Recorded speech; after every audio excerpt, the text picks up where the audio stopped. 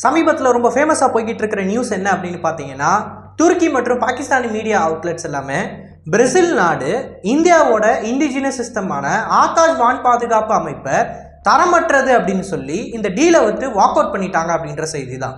So இன்னைக்கான காணொலியில் நம்ம எதை பற்றி பார்க்க போகிறோம் அப்படின்னா, இந்தியாவோட ஆகாஷ் வான் பாதுகாப்பு அமைப்பு பாகிஸ்தானுக்கு எதிராக மிக பெரும் அளவில் செயல்பட்ட இந்த குறிப்பிட்ட சிஸ்டம் பிரேசிலில், அதுவும் குறிப்பாக பிரேசில் நாட்டுக்காரங்களோட அந்த ரெக்குயர்மெண்ட்டை பூர்த்தி செய்யலையா அப்படின்றது தான். நான் உங்கள் ஆகாஷ் எதால் பொக்கிஷம் வழங்கும் டிபி டிஃபென்ஸ். முதல் விஷயம், பிரேசில் இந்த சிஸ்டமோட ஸ்பெசிஃபிகேஷன்ஸ் எல்லாத்தையுமே ஆராய்ந்து பார்த்துட்டு இது எங்களோட ஸ்டாண்டர்ட்ஸை மீட் பண்ணலை, நாங்கள் எதிர்பார்க்குற பர்ஃபார்மன்ஸை இவங்களோட சிஸ்டம்ஸ் எல்லாம் கொடுக்க முடியலை அப்படின்னு சொல்கிறதாக துருக்கி மற்றும் பாகிஸ்தானி மீடியாஸ் சொல்கிறாங்களே, அது உண்மையா அப்படின்னு கேட்டிங்கன்னா ஆமாம், அது உண்மைதான். இப்போ பிரேசில் ஏன் இப்படி சொல்லியிருக்காங்க அப்படின்றத தெரிஞ்சுக்கிறதுக்கு முன்னாடி ஆகாஷ் வான் பாதுகாப்பு அமைப்போட சில முக்கியமான செய்திகளை நம்ம புரிஞ்சுக்கிட்டாகணும். ஆகாஷ் அப்படின்றது வெறும் ஒரு சிஸ்டம் கிடையாது, ஒரு வேரியன்ட் கிடையாது, அதில் மல்டிபிள் வேரியன்ட்ஸ் இருக்குது.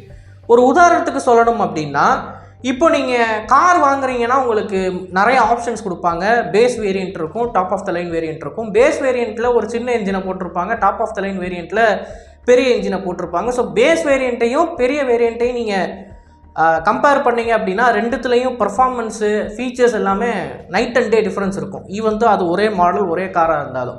அதே மாதிரி தான் ஆகாஷ் வான் பாதுகாப்பு அமைப்புலையும் ஏகப்பட்ட வேரியன்ட்ஸ் இருக்குது. இருக்கிறதுலையே பேஸ் வேரியண்ட்டை தான் பாரத் எலக்ட்ரானிக் லிமிடெட்ஸ் பிரேசிலுக்கு ஆஃபர் பண்ணியிருக்காங்க. இந்த பேஸ் வேரியண்ட்டில் இருக்கிற பிரச்சனை என்ன அப்படின்னு பார்த்தீங்கன்னா, இது கம்ப்ளீட்லி இண்டிஜினஸ் டிசைன். இதில் இருக்கிற சென்சர் சிஸ்டம்ஸ், ரெடார்ஸ் எல்லாமே இண்டிஜினியஸாக பண்ணியிருக்காங்க. நிறைய பேருக்கு தெரியும், இந்தியாவில் இருக்கிற முக்கால்வாசி வான் பாதுகாப்பு அமைப்புகள், ஈவன் 99% வான் பாதுகாப்பு அமைப்புகள் எல்லாமே இஸ்ரேலி ஃபார்மோட கொஞ்சம் டைப் வச்சு டெக்னாலஜி ட்ரான்ஸ்ஃபர் மூலமாக கண்டுபிடிச்சது தான். ஃபார் எக்ஸாம்பிள், நம்மளோட ஆகாஷ் எடுத்துக்கிட்டோம் அப்படின்னாலே அதில் இருக்கிற இன்டர்செப்டர்ஸ் நம்மளோட tech, but radars, fire control சிஸ்டம்ஸில் ஒரு சில எக்யூப்மெண்ட்டை நம்ம இஸ்ரேலி கம்பெனிஸ் கிட்ட இருந்து டெக்னாலஜி ட்ரான்ஸ்ஃபர் மூலமாக உள்ளே கொண்டு வந்திருப்போம்.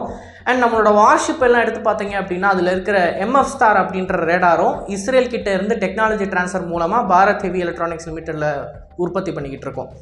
ஸோ ஒரு மேஜர் காம்பனண்ட் அப்படின்னு எடுத்துக்கிட்டோம்னா அதில் 10 to 5% ஆர் 15-20% வந்து இஸ்ரேலி காம்பனன்ட்ஸும் அதில் ஆட் ஆகிருக்கும். அந்த மாதிரி தான் ஆகாஷ் வான் பாதுகாப்பு அமைப்பில் நிறையவே இஸ்ரேலி சிஸ்டம்ஸ் வந்து ஆட் ஆகிருக்கும்.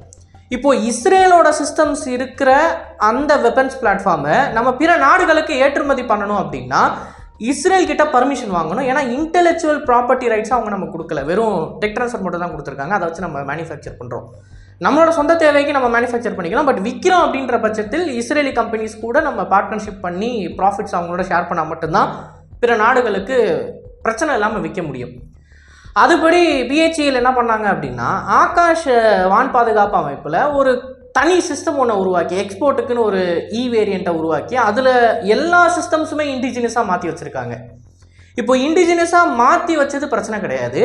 ஆனால் இந்த சிஸ்டம்ஸில் வந்து நிறைய லிமிட்டேஷன்ஸ் இருக்கிறதா பிரேசில் நமக்கு இப்போது சொல்லியிருக்காங்க. மெயினாக அவங்களோட கன்சர்ன்ஸ் என்னன்னு பார்த்தீங்கன்னா, பிரேசில் ஆரம்பத்திலேயே இந்தியாவோட வான் பாதுகாப்பு அமைப்பு எங்களுக்கு பிடிச்சிருக்கு, நாங்கள் உங்ககிட்ட இருந்து வாங்கணும்னு நினைக்கிறோம், ஆனால் எங்களுக்கு தேவைப்படுற வேரியண்ட் ஆகாஷ் NG அப்படின்ற வேரியண்ட் தான். இதை பிரேசில் முன்னாடியே சொல்லிட்டாங்க. ஆகாஷ் NG அப்படின்ற வேரியண்ட் ஹெவியாக DRDO மற்றும் இஸ்ரேலி கம்பெனிஸ் இணைந்து உருவாக்குனது. அண்ட் அதோட டிடெக்ஷன் மற்றும் இன்டர்செப்ஷன் ரேஞ்சுன்றது 80 கிலோமீட்டர். 80 கிலோமீட்டர் ரேஞ்ச் இருக்கிற ஒரு வெப்பன்ஸ் பிளாட்ஃபார்மை தான் பிரேசில் வாங்குறதுக்கு நம்மக்கிட்ட அவங்களோட இன்ட்ரெஸ்ட்டை தெரிவித்தாங்க. பட் நம்ம அவங்களுக்கு கொண்டு போய் கொடுத்தது என்ன அப்படின்னு பார்த்தீங்கன்னா, 25 கிலோமீட்டர் ரேஞ்ச் இருக்கக்கூடிய Akash surface to air missile systems. So இந்த இடத்துல தான் பிரேசிலில் இருக்கிறவங்களுக்கு பிரச்சனை ஆரம்பிச்சிருக்கு. ஏன்னா அவங்க கேட்டது ஒன்று, நம்ம கொடுத்தது ஒன்று. அண்ட் அது மட்டும் இல்லாமல் அப்படியே நம்ம நார்மல் வேரியண்ட்டை கொடுத்தாலுமே அது ஒரு நல்ல மீடியம் ரேஞ்ச் இன்டர்செப்டராக இருக்குது மற்றும் ஏகப்பட்ட மல்டிபிள் டார்கெட்ஸை ஒரே யூனிட்டை வச்சு இன்டர்செப்ட் பண்ணி காமிச்சிருக்கோம். பாகிஸ்தானியவன பலிஸ்டிக் மிசைல்ஸ் எல்லாத்தையுமே நம்ம இன்டர்செப்ட் பண்ணியிருக்கோம். ஸோ இது ஒரு ப்ரூவனான பிளாட்ஃபார்ம். இருந்தாலும் ஏன் அவங்க இதை மறுத்திருக்காங்க அப்படின்னா, நான் ஆல்ரெடி சொன்ன மாதிரி இந்த எக்ஸ்போர்ட் வந்து க்ளீனாக நடக்கணும், இதுக்கு நடுவில் எந்த பிரச்சனையும் வரக்கூடாது அப்படின்னு சொல்லி எல்லா இஸ்ரேலி காம்பனன்ட்ஸையும் அவங்க நீக்கியிருக்காங்க. நீக்கிட்டு அது எல்லாத்துக்கும் லோக்கலைஸ்டாக இண்டிஜினஸ் காம்பனன்ட்ஸை போடுறப்ப அந்த இண்டிஜினஸ் காம்பனன்ட்ஸினால் இந்த சர்ஃபேஸ் டு ஏர் மிசைலில் சில ரெஸ்ட்ரிக்ஷன்ஸ் வந்திருக்கு. சில வெப்சைட்ஸில் என்ன சொல்கிறாங்க அப்படின்னா, மேக்ஸிமம் இன்டர்செப்ஷன் ஆல்டிடியூட் அப்படின்றது கிட்டத்தட்ட 18 கிலோமீட்டராக இருந்திருக்கணும்.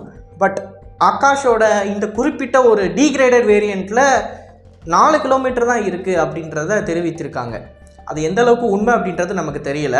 பிரேசில் தரப்புலேருந்து கிடச்சிருக்கிற தகவல் என்ன அப்படின்னா, இது நாங்கள் கேட்ட வேரியன்ட் கிடையாது, பட் நீங்கள் கொடுத்துருக்க வேரியண்ட்லேயும் நீங்கள் தனியாக உங்களோட நாட்டுக்குன்னு பயன்படுத்துகிறதோட குவாலிட்டி வேறு மாதிரி இருக்குது, நீங்கள் எங்களுக்கு கொடுத்ததோட குவாலிட்டி மற்றும் அதோட ஸ்பெக்குன்றது வேறையாக இருக்குது, ஸோ எங்களால் இதை ஏற்றுக்க முடியாது அப்படின்றது தான் பிரேசில் அரசாங்கம் சொல்லியிருக்காங்க.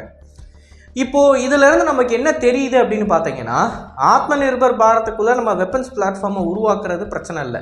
ஆனால் அந்த வெப்பன்ஸ் பிளாட்ஃபார்மை எக்ஸ்போர்ட் பண்ணணும் அப்படின்னு போகிறப்ப அதில் இருக்கிற சில பிரச்சனைகளை நம்ம ஃபஸ்ட்டு ஃபிகர் அவுட் பண்ணி ஆகணும். ஃபார் எக்ஸாம்பிள், பிற கம்பெனிஸ் கிட்டேருந்து, அதாவது பிற நாடுகள் கிட்டேருந்து நம்ம இம்போர்ட் பண்ணுற அந்த டெக்னாலஜியில் இன்டெலெக்சுவல் ப்ராப்பர்ட்டி ரைட்ஸை முடிஞ்ச அளவுக்கு நம்ம அப்டைன் பண்ண ட்ரை பண்ணணும் அடுத்த ப்ராஜெக்ட்ஸ் எல்லாத்துலேயுமே.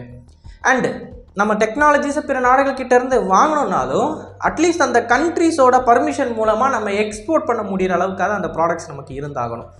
இதுக்கு இன்னொரு உதாரணம் நான் சொல்லணும் அப்படின்னா, அர்ஜென்டினாவுக்கு தேஜஸ் போர் விமானத்தை எக்ஸ்போர்ட் பண்ணுறதுக்கு பிச்சு நம்ம பேசிக்கிட்டு இருந்தது எல்லாருக்குமே தெரியும். பட் அர்ஜென்டினாவோட மெயின் கன்சர்ன் என்ன அப்படின்னு பார்த்தீங்கன்னா, மார்டின் பேக்கர் அப்படின்ற இஜெக்ஷன் சீட்டு தான். இது நம்மளோட தேஜஸ் போர் விமானத்தில் இருக்குது. ஸோ தேஜஸ் போர் விமானத்தை அர்ஜென்டினாவுக்கு விற்கணும்னா அந்த மார்டின் பேக்கர் இருக்குது பார்த்தீங்களா, அதுக்கு பதிலாக வேறு ஏதாவது ஒரு கம்பெனிக்கிட்டேருந்து நம்ம இஜெக்ஷன் சீட்ஸை சோர்ஸ் பண்ணி ஆகணும். இல்லை அப்படின்னா நம்ம உள்நாட்டில் இஜெக்ஷன் சீட்டை உருவாக்கி ஆகணும். இப்போது இந்த மாதிரி பிரச்சனைகள் அப்படின்றது நம்ம உள்நாட்டில் இந்த ஃபைட்டர் ஜெட்டை உருவாக்குறப்ப நமக்கு எதுவும் குறைச்சல் கொடுக்க போகிறது இல்லை. ஆனால் அதை எக்ஸ்போர்ட் பண்ண போகிறோம் அப்படின்றப்ப தான் நமக்கு பிரச்சனை வருது. ஏன் நம்ம உள்நாட்டில் ஒரு இஜெக்ஷன் சீட்டை உருவாக்கக்கூடாது அப்படின்னு பார்த்தீங்கன்னா, ஃப்ளைட் கம்ப்யூட்டர்ஸ் மற்றும் மிசைல்ஸ், அப்புறம் இதில் இருக்கிற ஏரோடைனாமிக்ஸ், இது எல்லாத்துலேயும் நம்ம உள்நாட்டில் ஒர்க் அவுட் பண்ணலாம். ஏன்னா இது எல்லாமே ஸ்ட்ராட்டஜிக் காம்பனன்ட்ஸ்.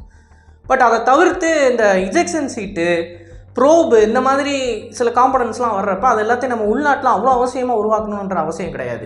நம்ம வெளிநாடுகள்கிட்ட இருந்து அதை இம்போர்ட் பண்ணிவிட்டு ஈஸியாக ஃபிட் பண்ணிவிட்டு போயிடலாம்.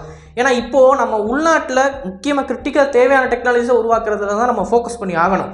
சின்ன சின்ன காம்பனன்ட்ஸ் எல்லாத்தையுமே நான் உள்நாட்டிலே உருவாக்கணும் அப்படின்னா அந்த ப்ராஜெக்ட் வந்து டிலே ஆகிக்கிட்டே தான் போகும். ஸோ ஸ்ட்ராட்டஜிக்கலி இம்பார்ட்டண்ட்டான பார்ட்ஸ் இந்தியாவில் இருக்கணும். நம்மளால் உருவாக்க முடியும், பட் ஸ்டில் இதற்கு வந்து டைம் கொஞ்சம் அதிகமாகும். நம்மளே உருவாக்கணும் அப்படின்னா அதுக்கு பதிலாக பெட்டராக நம்ம வேறவங்கக்கிட்ட இருந்து சீக்கிரம் இம்போர்ட் பண்ணிடலாம் அப்படின்ற ப்ராடக்ட்ஸ் மட்டும்தான் வெளியே போகணும். பட் அப்படி வெளியே போகிற ப்ராடக்ட்ஸ்னால இண்டிஜினியஸாக உள்ளுக்குள்ளே நம்ம சிஸ்டம்ஸை வந்து உருவாக்குறதுல பிரச்சனை இல்லை, அதை எக்ஸ்போர்ட் பண்ண போகிறோன்றப்ப தான் பிரச்சனை. இப்போ பிரேசிலில் நம்ம பார்த்த மாதிரியும் அர்ஜென்டினாவில் பார்த்த மாதிரியும். ஸோ இது மாதிரி ஃப்யூச்சரில் நடக்கக்கூடாது அப்படின்னா நம்ம சீனர்கள் மாதிரி கம்ப்ளீட்டாக அந்த வெப்பன்ஸ் பிளாட்ஃபார்மை உள்நாட்டிலே உருவாக்கி ஆகணும். ஆனால் அதிலே லிமிட்டேஷன்ஸ் வருது. ஏன் அப்படின்னு பார்த்தீங்கன்னா, நீங்கள் கம்ப்ளீட்டாக டெக்னாலஜியை உள்நாட்டில் உருவாக்கி ஆகணும் அப்படின்னு போகிறப்ப அந்த டெக் வந்து லெஸ் சுப்பீரியராக இருக்கும். ஏன்னா எல்லாருக்குமே தெரியும், உலகத்தில் இட்டாலியன்ஸை டிசைனில் அடிச்சிக்க முடியாது, நான் கார் மேனுஃபேக்சரிங்கில் சொல்லணும் அப்படின்னா. அண்டு ஜெர்மன்ஸை என்ஜினியரிங்கில் அடிச்சிக்க முடியாது, ஜாப்பனீஸை ரிலையபிலிட்டியில் அடிச்சிக்க முடியாது, அமெரிக்கன்ஸை என்ன சொல்கிறது க்ரௌட் கில்லிங்க்கு அடிச்சிக்க முடியாது. இதெல்லாம் நான் ஏன் சொல்ல வரேன் அப்படின்னா, கார் மேனுஃபேக்சரிங்கில் ஒவ்வொரு கண்ட்ரியும் ஒவ்வொரு விஷயத்தில் ஸ்பெஷாலிட்டியாக இருப்பாங்க.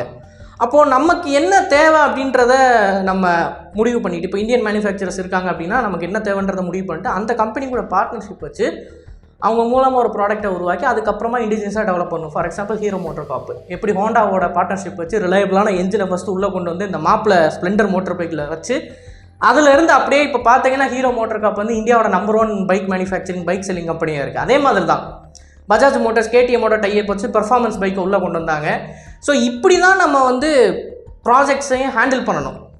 சுப்பீரியர் டெக் இன்னைக்கு தேதிக்கு உலகத்தில் யாருக்கிட்ட இருக்கோ அவங்களோட முடிஞ்ச அளவுக்கு டைப் வச்சுக்கணும். டைப் வச்சுக்கிட்டு அந்த டெக்கு இந்தியாவுக்கு கொண்டு வரணும்.